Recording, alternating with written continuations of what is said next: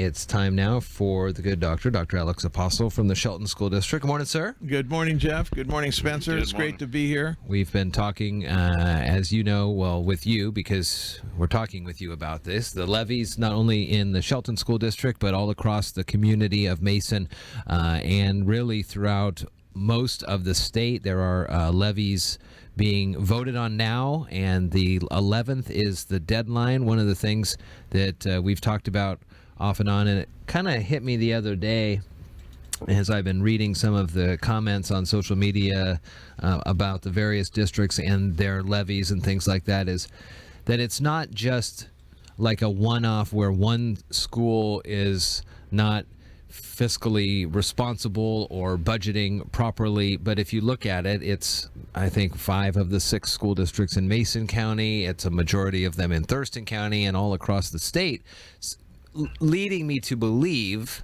that this is not just an issue of poor budgeting. You know what I'm trying to say? This is a statewide deal. It's a necessity to keep the schools running every day. Without the levy, quite frankly, it becomes extremely difficult, and the impact is going to be felt throughout the system, throughout the community, and there's no question. We've been really, really upfront in terms of what this replacement levy is all about. Through the newspaper, the radio, you name it, we've been upfront in terms of what this replacement levy is all about. If people are still wondering what it's all about, I encourage them to dig deeper, because it's absolutely clear what this replacement levy is all about. It's about making sure that the Shelton School District continues to march forward in terms of our pathways and academies for our kids, to continue to do the very best we can in terms of student achievement, and graduation, and reducing the dropout rate and increasing attendance. And the way you do all of that is you implement great programs, which we're doing. Yeah. And in fact, in the fall, we're launching 3 more academies at Shelton High School. And we're really going to push very hard to establish a trades academy in our school district, which would be a first in the area. Yeah. And we've got a lot of support to do that. But first things first, we must pass the levy. The funds that come from this, again, come from the voters in the school district and go right to the school district. It's not like it flows through any sort of budget in Olympia. No, it comes directly to the Shelton School District, absolutely. And that's been a big misconception, I think, that folks have in the understanding of what the McClary fix may have fixed or not fixed. The assumption is that after they passed, or the Supreme Court made their determinations, that schools are fully funded, which is accurate in the sense of what they have on paper in Olympia based off some modeling, and I think it's decades old. Yeah, so it's decades old. And what they're modeling after is what schools were like many, many years ago. And the needs of our families and students has changed dramatically. And for example, what we've published, we only get funded for so many nurses, but the need for nurses is tremendous. The need for other services throughout the district are not being funded. Athletics and activities, which are extremely important to our kids, they're not funded entirely by the state. That it's funded directly through the levy. So the levy on Tuesday, is it critical? It's more than critical. It's absolutely necessary to continue to function on a daily basis. Somebody asked me, if the levy doesn't pass, are people going to lose their jobs? Yes, they will, because we've got to make the budget work. regardless. And when we're a people business, and if we lose staff, we lose programs, and we lose the momentum that we're all aware of in Shelton in terms of our school district. So I just want to be very upfront, like I've always been. The levy on Tuesday is extremely important.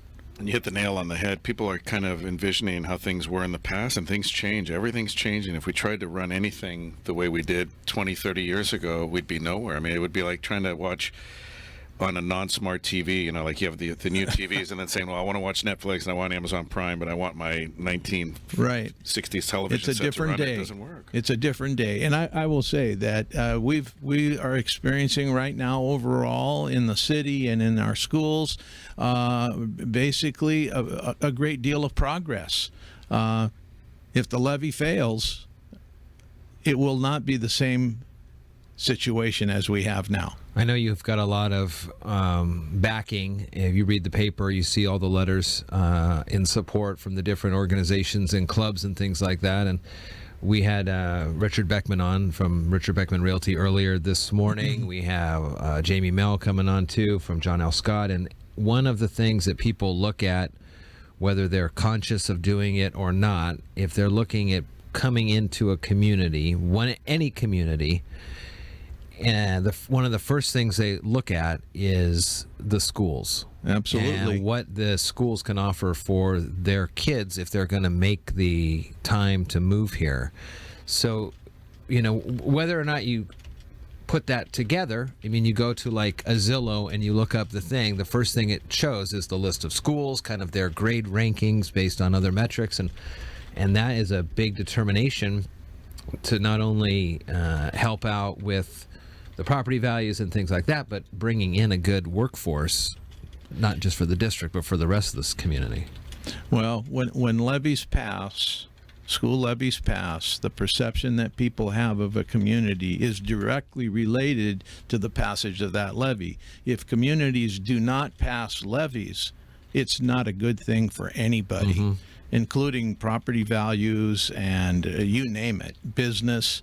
So, we've always stated strong communities have strong schools. Strong communities are dependent on great schools, and that's what we're trying to do in the Shelton School District. We've got work to do, but we have plans, and strategically we're going to do great things, continue to do great things. We had one of the nurses on earlier this morning, too. Crystal Pooler was on the air with us talking about some of the things and the number of students versus nurses, and it's a wide number there in the school district of about 4,500 or so, and 2 nurses available to have to kind of go around and deal with that. That's one of the aspects. The other day, last week or something, Athletic Director Leopold was on. Trevor was here talking about this switch down to Evergreen. I'm seeing photos that people are posting of the beautiful new sports facilities and the fast pitch and things like that. And a lot of those, like you mentioned, sports dependent on these levies. You'd hate to see, and who knows how it would shake out. It's up to the school board. But if this didn't pass and they had to make tough decisions, to see those beautiful facilities go empty because you can't afford to do the sports. And the other thing too, Jeff, is that when the levy passes, if the levy passes, we get $3 million for the next 3 years, and that gives us $8.5 million. If it doesn't pass, we don't get anything from the state. Right. There's no state match.